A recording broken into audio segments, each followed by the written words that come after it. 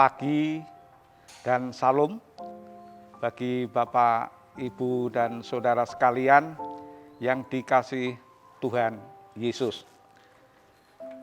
Di pagi hari ini, hari Selasa, 2 Maret 2002, kami akan menyampaikan saat teduh. Sebelumnya, kami mohon maaf seandainya nanti di dalam menyampaikan banyak kekurangan. Kami mohon maaf, kami akan menyampaikan. Nanti akan membaca surat Yohanes yang ketiga, khususnya ayat 5. Sebelum kita membaca Alkitab, mari kita berdoa. Bapa kami yang di surga, kami menghadap kehadirat-Mu ya Tuhan, mengucapkan puji dan syukur dan terima kasih karena Engkau telah memberi kami kesempatan bangun di pagi hari ini karena kasih pertolongan Engkau. Tuhan, sebentar lagi kami akan membaca Alkitab. Tentunya kami menyadari banyak kekurangan, maka kami mampukanlah untuk membaca dan memahami lebih-lebih melaksanakan kehidupan kami sehari-hari, baik dimanapun berada. Tapi kami menyadari ya Tuhan, di dalam doa ini banyak kekurangan dan lain sebagainya. Tapi kami selalu mengandalkan Roh yang Kudus untuk menyempurnakan doa-doa kami yang tidak tersampaikan. Kami menyadari banyak dosa serta kesalahan, maka ampunilah kami. Untuk selanjutnya ya Tuhan, hanyalah kami serahkan pada Tuhan kami Yesus Kristus. Terima kasih Tuhan. Baik Bapak, Ibu, dan saudara sekalian, mari kita membuka Alkitab, surat Yohanes yang ketiga, khususnya ayat 5. Tapi sebelumnya kami akan membaca karena ayat ini saling berkaitan.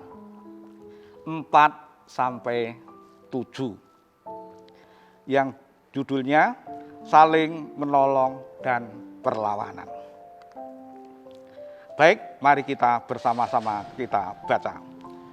Bagiku tidak ada sukacita yang lebih besar daripada mendengar bahwa anak-anakku hidup dalam kebenaran. Saudaraku yang terkasih, engkau bertindak sebagai orang percaya, di mana engkau berbuat segala sesuatu untuk saudara-saudara, sekalipun mereka adalah orang-orang asing. Mereka telah memberi kesaksian di hadapan jemaat tentang kasih-Mu.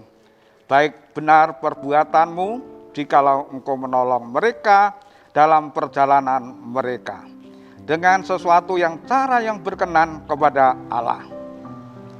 Sebab karena namanya mereka telah berangkat dengan tidak menerima sesuatu pun dari orang-orang yang tidak mengenal Allah. Demikianlah firman Tuhan, berbahagialah orang yang mendengar dan melaksanakan. Puji Tuhan, amin. Mari kita mencoba merenungkan dan menghayati apa yang terisi di dalam Injil yang tersurat melalui Yohanes ketiga. Tapi sebelumnya itu kami mohon maaf Bapak, Ibu, dan saudara sekalian, khususnya yang mengikuti saat teduh di pagi hari ini. Kenapa saya tidak melepaskan masker? Karena masker itu juga merupakan sejarah. Kenapa orang sekarang kok di brongsong, istilah Jawa itu di brongsong? Ya kita harus introspeksi karena situasi dan kondisi. Walaupun kita menyadari kita saat ini sendirian, apa-apa make sendirian dan lain sebagainya. Kalau boleh tahu Bapak, Ibu, dan saudara sekalian, kami pun sampai lupa kalau tidur itu tidak melepas masker karena situasi dan kondisi, karena kita hormat dan mematuhi apa yang pemerintah perintahkan dari Tuhan untuk melaksanakan prokes, istilahnya khususnya di pandemi ini.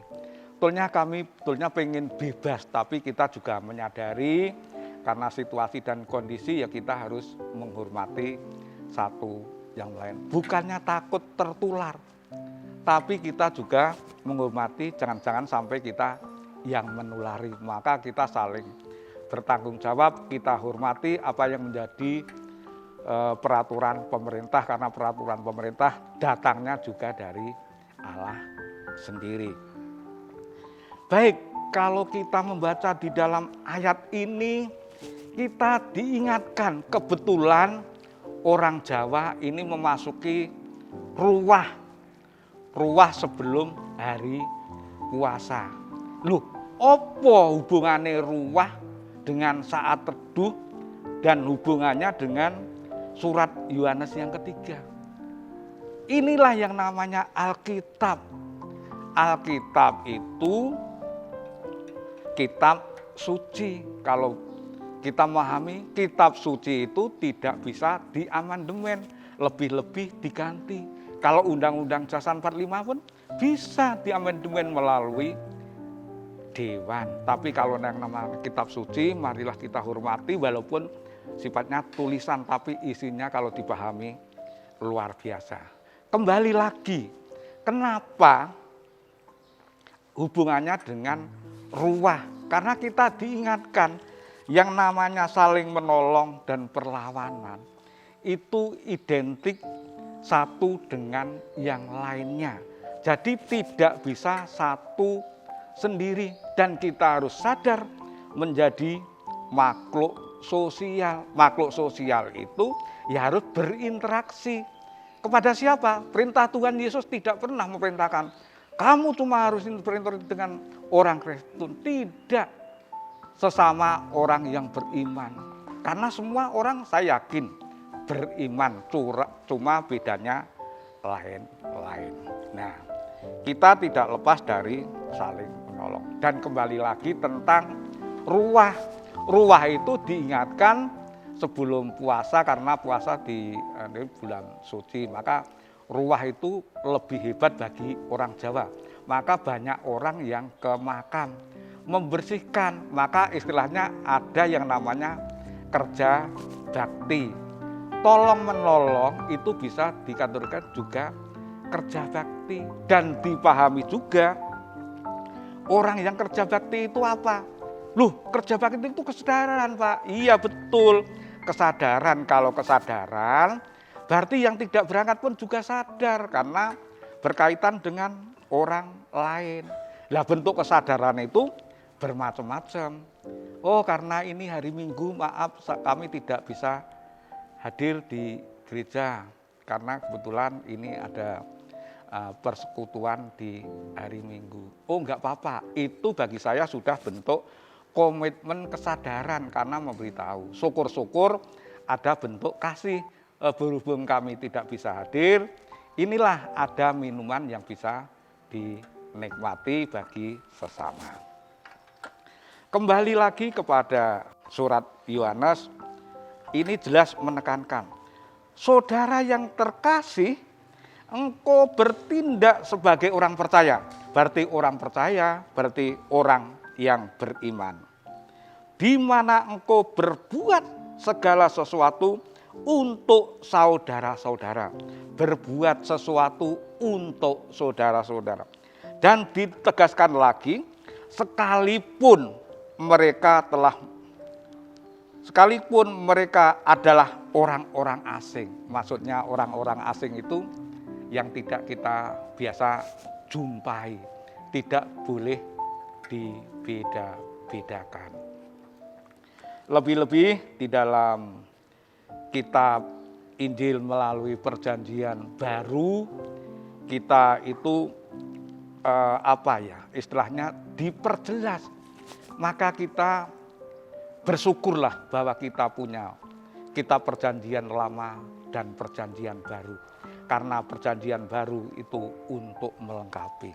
Dan kita juga menyadari bahwa di sepanjang abad bahwa isi Alkitab walaupun usianya sudah beribu-ribu bahkan beratus-ratus tahun masih relevan seandainya disampaikan di dalam saat ini maupun saat apapun. Karena kita memahami bahwa kitab suci perjanjian baru identik dengan contoh-contoh real. Jadi Tuhan Yesus itu sudah memberi contoh, karena di ayat berapapun seandainya ada saudaramu yang sakit, berilah pertolongan dulu. Jadi berilah pertolongan dulu. Itulah contoh-contoh Tuhan Yesus memberi contoh kepada kita kehidupan nyata, dan Tuhan Yesus pun tidak lepas dari kehidupannya. Lebih-lebih kita akan menghadapi hari Paskah tentang pengorbanan. Nah, sebelum pengorbanan tentunya kita saling tolong-menolong, itu ya namanya pengorbanan. Tapi pengorbanan kita itu tidak sia-sia. Contoh situasi seperti ini seandainya kita punya lebih, membantu yang kurang. Di satu sisi kita itu kalau diambil berarti kekurangan. Tapi kita meyakini Tuhan Yesus yang sudah memberi contoh di dalam kitab suci yang di dalam adanya. Tidak ada orang yang lapar karena memberi yang lain. Tidak ada orang yang miskin karena memberi. Jadi kita meyakini apa yang kita tolong dengan catatan ikhlas. Karena saya menyadari karena Tuhan Yesus itu luar biasa. Kalau hitung matematika, pendapatan kita itu apa? Tapi nyatanya bisa kehidupan sehari-hari, lebih-lebih kehidupan sehari-hari itu tidak lepas dari kehidupan sosial. Kehidupan sosial itu apa? Banyak sekali. Contoh tadi di dalam ruah, pasti di kampung saya itu ada budaya kerja bakti khususnya di makam.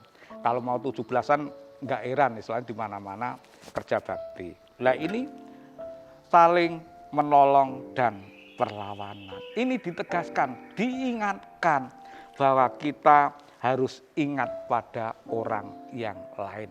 Lebih-lebih yang membutuhkan. Tapi kami memang harus apa yang Tuhan Yesus sampaikan, kita menjadi orang yang beriman, menjadi orang Kristen itu ditekankan, cerdiklah seperti ular, tuluslah seperti merpati. Maksudnya itu di dalam situasi apapun harus bisa menyesuaikan. Apa artinya menyesuaikan? Yaitu adaptasi. Marilah di dalam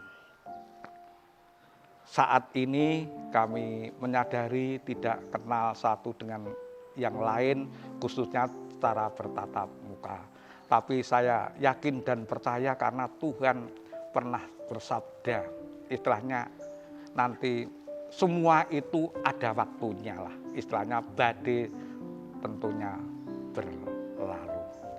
Bapak, Ibu, dan saudara sekalian yang dikasih oleh Tuhan, marilah kita tidak jemu-jemu membaca Alkitab, walaupun kenyataannya ya sering lupa. Saatnya dipahami betul, kami itu dulu sebelum masuk Kristen, sing tak pahami itu kejawen. Kejawen itu identik dengan kehidupan wayang. Sudah saya baca Alkitab, ternyata Alkitab lebih komplit dan lebih bisa diimplementasikan. Jadi kita juga tidak meninggalkan yang namanya budaya.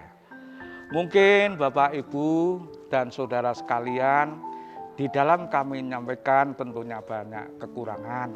Kami mohon maaf. Kalau ada kelebihan, tentunya itu berkat Tuhan Yesus sendiri yang ikut campur tangan di dalam aku.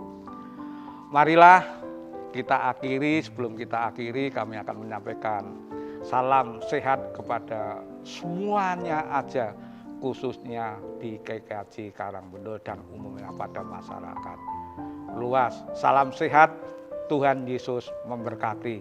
Amin. Terima kasih.